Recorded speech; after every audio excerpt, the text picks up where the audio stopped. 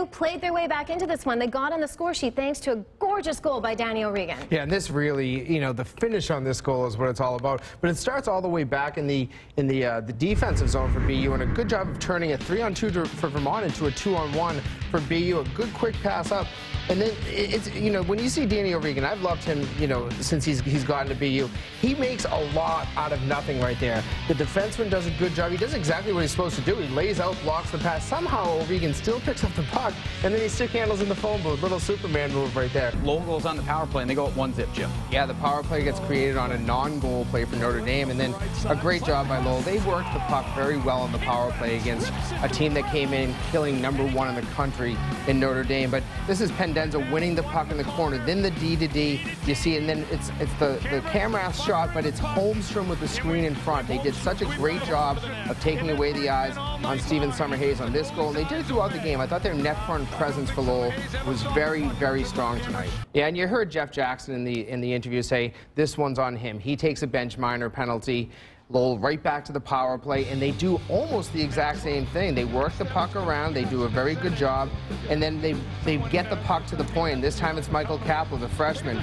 This time it's A.J. White in front, taking away the eyes. Very much the same. It was all so similar, and it was just such a change in momentum. Notre Dame thinks that they're going to go with a 1-0 lead, and next thing they're going to the first intermission down 2 goals. Jim, the River Hawks, they'll start the third period on the man advantage. What do they need to do? I think they have to believe. They've never done this before. This could be a watershed moment, a defining moment for their hockey program. 29 times they've had a chance to do it. Could this be the one? You got to keep that belief. Hey, they thought they were probably maybe run away with this game, having swept BU. But now that they're in a tight game, just keep the belief going. Notre Dame did have a response, and it comes in the form of a guy who does a lot for them, and that's Mario Lucia. Yeah, and Lucia, I thought he was probably the best player on the ice for Notre Dame today. He works a give and go with Hinestroza. I talked about it in the intermission, how great of a playmaker Hinestroza is. At the same time, you have Lucia. He knows to open up for that pass. He receives the pass absolutely perfectly, and as he said in the interview, he just puts as much weight behind as he could. They go to the intermission tied at 1, but then UNH, they take advantage of a turnover that led to a 3-on-1. It was a bad fall in the middle of the ice for the Notre Dame defense, but it's just good passing at that point. Transition, Willows, he makes the pass over to Spielman at the far post. You notice Gumas was going in the net, and I think a lot of heads turned toward Gumas.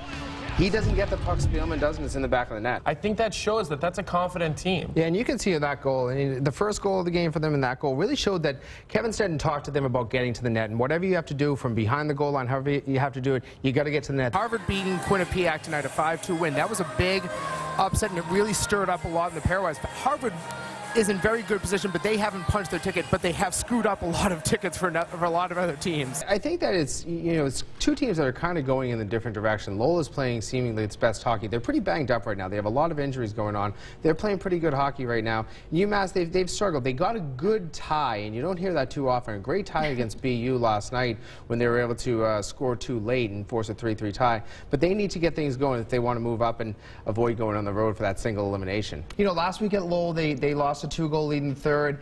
Today, to have a little bit of adversity, trust me, I know Jerry York doesn't want to lose games. He knows that affects us. Pairwise, it affects too much, in the psyche of his team, but I don't think that's the worst thing to lose a game late in the season. For one thing, Hockey East was the only league in the country that eliminated teams. They've been doing it, as I said, since 1996. They've eliminated at least 1 team, and when Vermont came into the conference, it was 2. But they really wanted to give it a chance for everybody to have a chance to play a playoff game. And I think that for the presidents and the athletic directors, you want to talk about your team in the playoffs. That's a big part of it. They're the ones that voted on that. I think that when it really comes down to it, that's the main reason. Coming into tonight, there was about 200 possibilities, and the #1 possibility was a Minnesota victory. If Minnesota wins, I feel that Providence is about 93% to get in. They would like Boston University to win as well. That would help them a ton, but what I really see is Minnesota being the key game for Providence.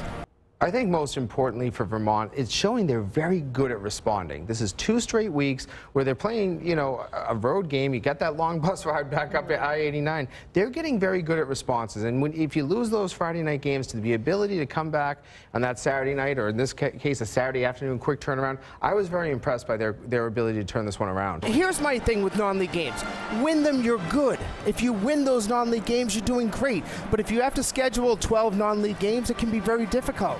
And if you go 6-6 in those games, it's going to be tough. The conference as a whole is really the people that have to win. You see that in the NCAA. They had a great non-conference record. They have 6 out of their 8 teams in the NCAA tournament. All right, Jimmy, we appreciate the time and the insight as always. Jim Connelly, pairwise expertise for us here at NESN, as well as senior writer for USCHO.com, getting you set for tonight's title matchup between Lowell and BU.